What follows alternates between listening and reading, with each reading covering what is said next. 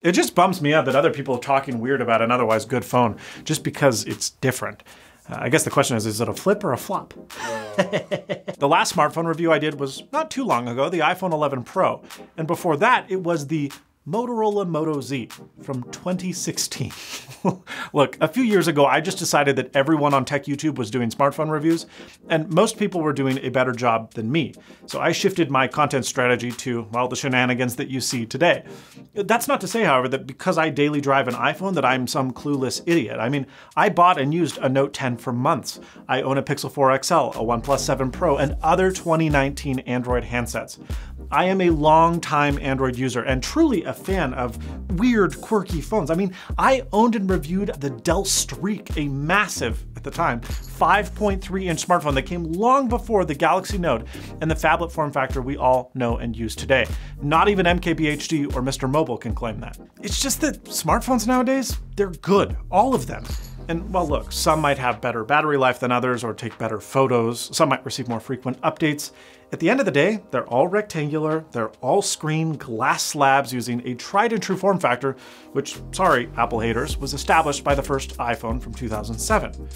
But if you go back to the early days of Android, before the iPhone's design had won out, so to speak, and you get all these crazy devices, like the 2010 Motorola Flip-Out with a 90-degree spinning keyboard and cursor D-pad, or the Kyocera Echo with its dual screen design and special tablet mode apps. Who could forget the nearly square, awful-looking 2012 LG Optimus View?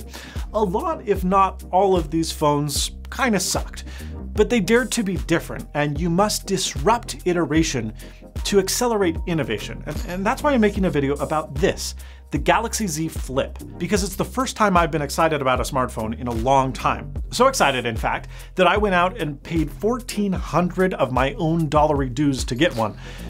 But just because I ran out and got one doesn't mean that you should. Because you should save that money and sign up for Hostinger. Hostinger, today's sponsor, is a fast and secure web host perfect for you and everyone you know. Be you an amateur looking to create your first WordPress website or an expert in need of more VPS for a sizable business. Look, Hostinger has something that will fit your needs. Learn more with the link below or stay tuned until the end of the video. Look, I'm not going to waste time with specs because you've no doubt heard them ad nauseum. In short, well, expect last year's flagship specs, like the Snapdragon 855 Plus, last year's camera assembly, 8 gigs of memory, 256 gigs of storage. Cool. The reason I bring these up at all is because, well, reviews usually cover those things, but I'm not going to because they're basically known variables. The camera, for example, that's basically the same as the Galaxy S10. And while specs aren't identical between the S10 and the Flip, the photos sure look like it. Photos are good, but it's no Pixel 4 nor iPhone 11 Pro. Pictures continue to have a little bit more noise than you'd expect out of the other two, and shutter speed, frustratingly, continues to be just low enough in slightly dimmer situations that photos come out a little bit blurry, just not quite as sharply. Not something you would expect out of the iPhone or the Pixel. There are a few cool camera tricks, like the new single take mode, which allows you to basically record a 10-second clip that the phone will then take automatic stills and create GIFs from. It's fun, if not a little bit gimmicky. But really, the Snapdragon 855 Plus is, well, an improvement over the Galaxy S10's non-Plus processor. On paper, feels basically identical and lags, literally, a fair bit behind the new Galaxy S20 and the Snapdragon 865 processor present there, with about 20% lower benchmark numbers. Battery life is pretty good, since the phone has juice in both halves, bringing the total capacity to 3,300 mAh, which is enough to get through the day with medium to heavy use, but it's a far cry from the excellent battery life that I've come to expect from my iPhone 11 Pro. The real bummer is that the phone only ships with a 15-watt charger, and unlike the Galaxy S20 brethren, it cannot charge faster than this, ruling out 25-watt and 45-watt fast chargers. I was able to charge to about 70% in an hour or so, which is acceptable, similar to the iPhone, but it's hardly cutting edge. Luckily, you can charge it wirelessly throughout the day if you can, well, get it to stay on a charging pad without slipping off, because this is one of the slipperiest phones I have ever used, and no camera bump on the charging side means that it's like butter on my fingers after finishing an entire pan of brownies on a Saturday night. The mono speaker is loud, and it's an improvement over the old mono Samsung phones, but it's just simply no match for the Samsung stereo flagships that we've been seeing the last couple of years. Call quality was decent, with callers reporting that the microphone sounded okay.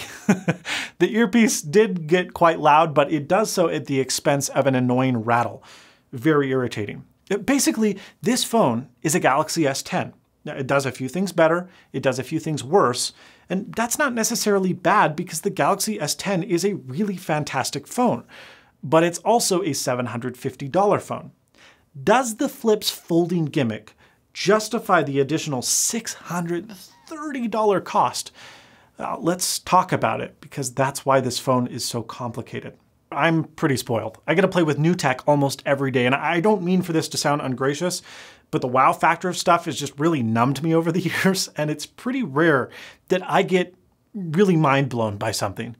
Holy freaking crap. Being able to literally fold this display in half is mind-bending. It is one of those things that just doesn't feel real, even though it's happening right in front of your eyes. And even 2 weeks later, I still find myself opening it and closing it and opening it and closing it, just staring at it the whole time. It's so freaking cool. Now, a lot of people think that foldables are a gimmick or that they're a solution looking for a problem. Is that true? Well, the display itself is a 6.7-inch screen, the resolution of 2636 by 1080. And it's honestly proof that resolution isn't king when it comes to displays. Again, it's only a 1080p equivalent. But it's amazingly tall with a 21.9 by 9 aspect ratio, wider than ultra wide, which is a bit silly when you're viewing video, but it feels right for everything else, without feeling too wide, but also being able to fold up into a cute little square when you're done. This display looks gorgeous, and it's one of the most optically clear screens I have ever seen, primarily because of the thinness of the display assembly. Now, let me give an example. Today, I bought one of the new cheap iPads for $250. It has nice specs, but when you look at the display off axis, you can actually see that there is a fairly substantial air gap between the touch layer, where your finger actually is, and the LCD panel itself. That's how all smartphones used to be made a few years ago. Now, the top glass, digitizer, and display are all laminated or bonded together chemically. It's more expensive to manufacture, and it makes it basically impossible to repair, which is why smartphone screen replacements cost so much money now. A lot of people think that it's the panel, but it's not, because back in the day, you rarely ever broke the actual screen, you just break the cheap cover glass. But look, laminated displays, the one that we use today, do have a lot of benefits. There's a reason we moved away from the old school style. Not only can devices get thinner, but display quality is improved because light can't refract or interfere. The colors are more accurate, text is sharper, the displays are more visible in the sun, and glare is generally reduced. It just looks like the screen is painted onto the glass rather than sitting below on a layer that you can't quite touch, like something on the iPad. The Galaxy Z Flip takes this further. Because it needs to bend, it can't have the rigid glass that we have on our smartphones. Now, Samsung's phone does use glass, and it does fold. How the heck do they do that? Well, they make the glass really, really, really thin. Everything can fold if it gets thin enough. I mean, go get a 2x4 piece of wood from your garage and try and bend it. Not gonna happen. But if you shave off a little chip from the side, you can get it to bend pretty far before it ends up snapping. The same principle applies here. To get glass thin enough to bend nearly flat, Samsung and Schott, which is the German company that supplies this special glass to Samsung, needed to cut the glass thickness down to a mere 30 microns. That is 1/3 the width of the average human, I shouldn't pull one out, I don't have many, of the average human hair. Don't worry though, we'll get to the whole JerryRigEverything drama in a minute, but with the glass, the touch layer, and the plastic material that covers the glass, you're looking at a total thickness of about 120 microns, which is 1/4 the thickness of the average smartphone glass assembly. What I can't really convey on video is the absolute insanity that this display appears to be in real life. Screw resolution, screw peak brightness, although it is blindingly bright. It's one of the brightest smartphone screens I've ever seen. Screw refresh rate, screw all of this crap that people say is important. It is. But you look at this display and it just doesn't look real. Even better, it feels even less believable. The touch layer is immediately responsive, and I suspect that's because it's pulling touch input at 120 Hz, just like the iPhone. Even though it's only a 60 Hz display, it feels like the screen is glued to my finger in a way that non-Apple products have always struggled with. The Z Flip might even exceed the iPhone in this regard, which is a feat to be sure. But look, not everything about the display is unicorns and rainbows. The centerfold crease is not insignificant, and while looking at it head-on, without any external light sources, looks pretty good. In fact, you can't really notice it. At nearly every other angle, the crease is real, and it is distracting. In the Galaxy Fold, it's less distracting, I think, because the crease is from top to bottom. Whereas on the Z Flip, it's not only just in your face because it's right at the center of the display you look at all the time, but on the Fold, you don't feel the crease because there's less side-to-side swiping action in smartphone use than top to bottom. On the Z Flip, you feel the crease all the time. I wish the Z Flip would stop folding at, I don't know, 165 degrees or so, where the display is crease-free and stretched at its maximum limits.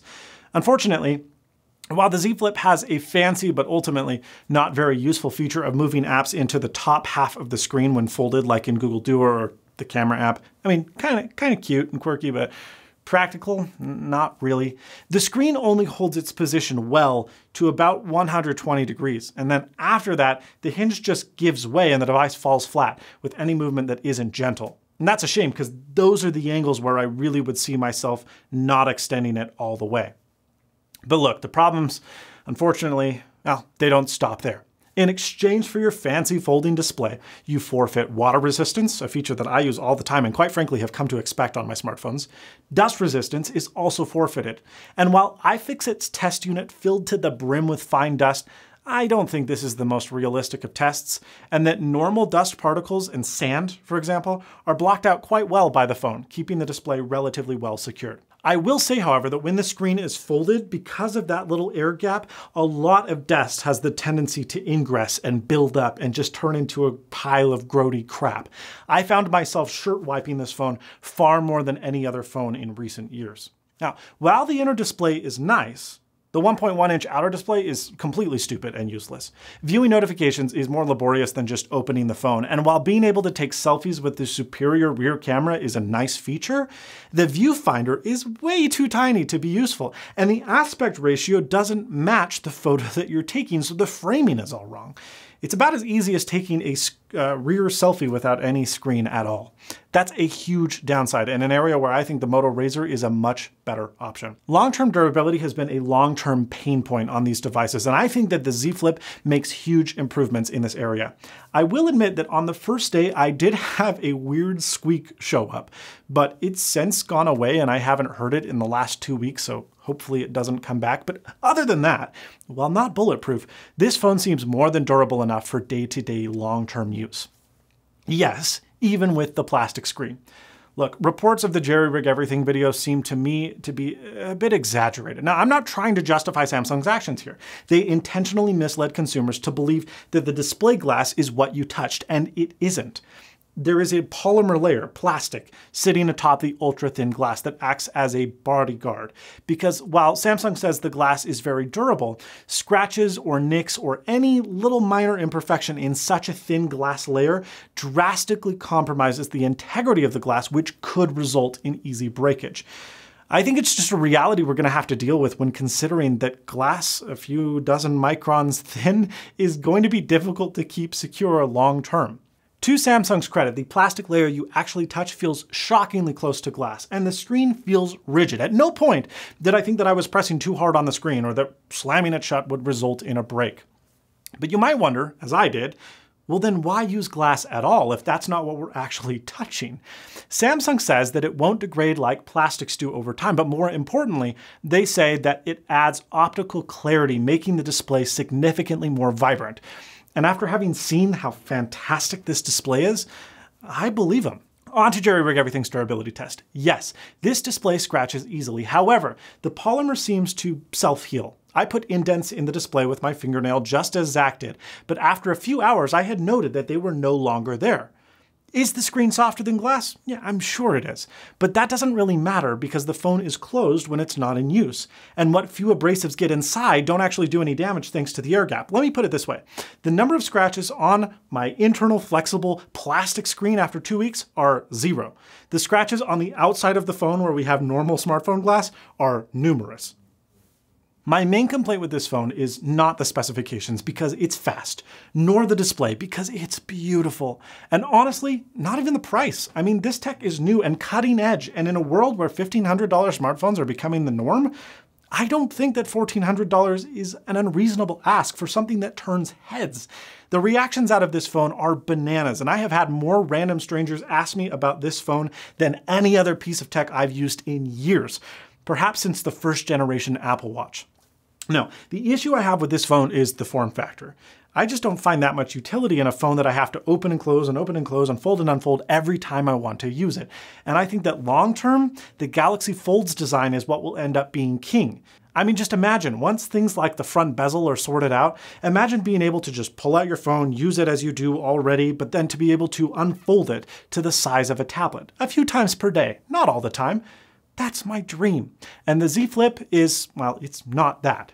It's not my dream. But my girlfriend did aptly point out in passing that its small square size could go a long way for women with small pockets. So it's not like the Z Flip isn't designed without anyone in mind, just not me. Last year I tweeted that while a neat product, the Galaxy Fold was one that nobody in their right mind should actually purchase. And the Flip, well, if you look at the spec sheet, is the same. On paper, the price just doesn't merit the cost premium. But the Galaxy Z Flip is not a bad phone. It's actually a very excellent one. One which is astounding considering that just 6 months ago we had our first foldable hit the market to a cataclysmic disaster of a launch with a laundry list of issues so long that you couldn't even enumerate them. This phone, by comparison, is a miracle. And there's something very special about it, which I can't and won't recommend to most people. But if you're on the cutting edge and willing to pay for the tech, I think it's pretty great. I'm keeping mine. But more importantly, I am absolutely on the foldables train. Choot choot. This isn't a solution looking for a problem, but an evolution looking for an audience.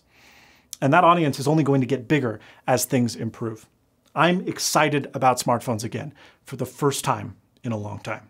This episode has been sponsored by Hostinger, the best web host around. At the end of last year, and look, I'm a busy guy, I created Snazzy2019.com. But it wasn't a problem because this website took maybe 30 minutes to make.